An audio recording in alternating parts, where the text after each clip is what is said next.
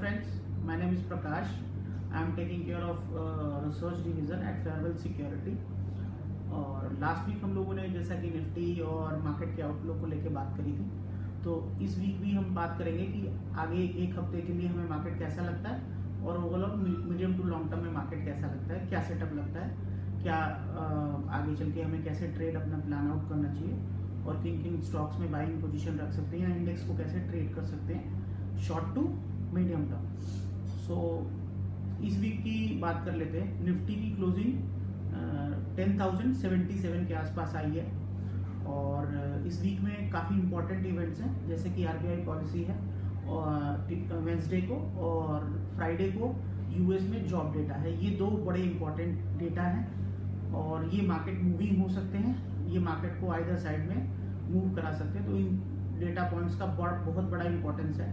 सो कहीं ना कहीं इस वीक में हमारे को थोड़ा निम्बल फुटेड ट्रेड करना पड़ेगा और बोथ साइड की अपॉर्चुनिटी को देखकर चलना पड़ेगा, या तो बाई साइड में हो या सेल साइड में हो। जो कुछ आजकल जियो पॉलिटिकल टेंशंस भी लास्ट वीक में कुछ न्यूज़ आई, नॉर्थ कोरिया ने कुछ मिसाइल टेस्ट करा, उसके अलावा अमेरिका ने रशिया पे कुछ सैंक्शन लगाए, फिर उनके चाइना के साथ कुछ डायलॉग्स चल रहे हैं और यूएस के प्रेसिडेंट डोनाल्ड ट्रंप थोड़े हैप्पी नहीं है चाइना का स्टैंड नॉर्थ कोरिया के पर्सपेक्टिव से लेकर। वो चाहते हैं कि चाइना थोड़ा एग्रेसिव स्टेप ले नॉर्थ कोरिया पे और उन पे कुछ सैंक्शंस लगाए, जो कि अभी होता हुआ नज़र नहीं आ रहा है। और इसके बीच में थोड़ा जियो पॉलिटिकल टेंशंस इन वजहों से राइज हो रहा है और कहीं ना कहीं क्रूड के प्राइसेस में भी थोड़ा अपने को अपवर्ड मूवमेंट देखने को मिला है और डॉलर इंडेक्स कंफर्टेबली 95 के नीचे ट्रेड कर रहा है और वो ओवरऑल इमर्जिंग मार्केट्स के लिए पॉजिटिव है और ख़ासतौर पे इंडिया, रशिया, ब्राज़ील और चाइना जैसी मार्केट्स के लिए ये पॉजिटिव है। बिकॉज कहीं ना कहीं डॉलर इंडेक्स अगर नीचे की तरफ खिसकता है तो रिस्क ऑन ट्रेड जो है उसको ओवरऑल थोड़ा इम्पोर्टेंस मिलती है, उसको थोड़ा बढ़ावा मिलता है और उसको लेके लोग थोड़े होपफुल हो जाते हैं। So dollar index as long as 95 के नीचे है, इमर्जिंग मार्केट्स के सेटअप के लिए और ख़ासतौर पर इंडिया के लिए कोई प्रॉब्लम की बात नहीं है। इस वीक में जो हमारे को निफ्टी में ट्रेड लगता है, निफ्टी थोड़ी साइडवेज लग रही है यहाँ से और हो सकता है कि निफ्टी इस वीक में 9900 ऑन द डाउन साइड और 10,200 ऑन द अपसाइड ट्रेड करे और इस बाउंड्री के किसी भी तरफ अगर निकलती है, या तो 9900 के नीचे या 10,200 के ऊपर, तो आपको 150 से 200 पॉइंट की वन साइड रैली देखने को मिल सकती है। तो ध्यान रखेंगे, इस रेंज से बाहर निकलने के बाद ही निफ्टी में एक नया ट्रेड बनेगा, अदरवाइज निफ्टी अभी नो ट्रेड जोन में ट्रेड कर रही है। रही बात लास्ट वीक की, हम लोगों ने निफ्टी में क्लियर कट एक बाई कॉल इनिशिएट किया था और उसका टारगेट हम लोगों ने 10,040 का रखा था, 10,040 का, जो कि इजीली अचीव होता हुआ नजर आया और होपफुली आप लोगों ने उसमें पैसा बनाया होगा।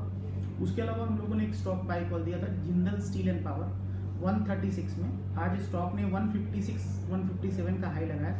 एब्सोल्यूट टर्म्स में स्टॉक 16-17% का रिटर्न दे गया एक हफ्ते में, तो होपफुली ये प्रॉफिट भी आप लोगों ने बुक करा होगा और उम्मीद है कि ये कॉल में आप लोगों ने अच्छा पैसा बनाया होगा। जो इस वीक के लिए जो स्टॉक्स अच्छे लगते हैं, आरबीआई पॉलिसी है और थोड़ा मीडियम टर्म के लिए स्टॉक अच्छा लगता है, वो है पीएनबी। 163 के आसपास की क्लोजिंग है। आप इस स्टॉक में किसी भी डिप में 163 की लास्ट क्लोजिंग है, 158, 160 की रेंज में 160 की रेंज में इस स्टॉक में बाई पोजीशन बना के चल सकते हैं और इस स्टॉक का 3 मंथ्स का टारगेट आप इजीली 190 रुपीज़ लेके चल सकते हैं। सो 3 मंथ्स का target by PNB around 158, 160, target 190। दूसरा स्टॉक जो कि बैंकिंग स्पेस से ही है और इस स्टॉक में हम लोगों ने काफ़ी पीछे नीचे के लेवल से फेयरवेल डॉक्टर स्टॉक बुलिश रहे हैं। फेडरल बैंक 115-114 के आसपास स्टॉक अभी ट्रेड कर रहा है। इस स्टॉक में कोई भी 2-3% की करेक्शंस में इस स्टॉक को हम एक्यूमुलेट करके चल सकते हैं। इजीली 125 से 128 के लेवल्स आपको 2 to 3 वीक्स में देखने को मिल सकते हैं। तो दो medium term, short to medium term calls, Federal Bank and PNB.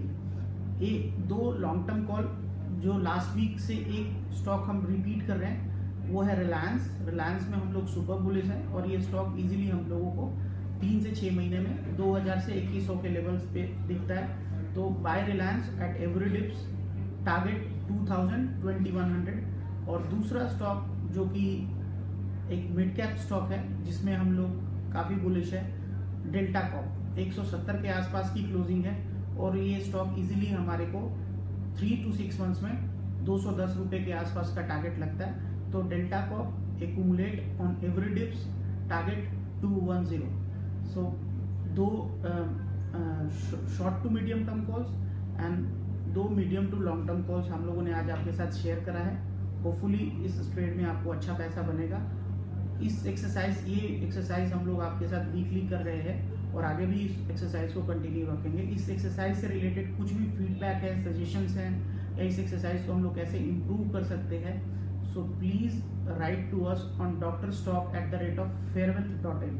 इस वेबसाइट पे, इस ईमेल आईडी पे आप हमारे को फीडबैक दे सकते हैं, सजेशंस दे सकते हैं। आपके फीडबैक और सजेशंस को हम लोग डेफिनेटली अपने जो नेक्स्ट एक्सरसाइज होंगे उसमें डेफिनेटली इनकॉर्पोरेट करने की कोशिश करेंगे और इस एक्सरसाइज को और इंटरेस्टिंग और इन्वेस्टर फ्रेंडली बनाने की कोशिश करेंगे। So that's all from my side.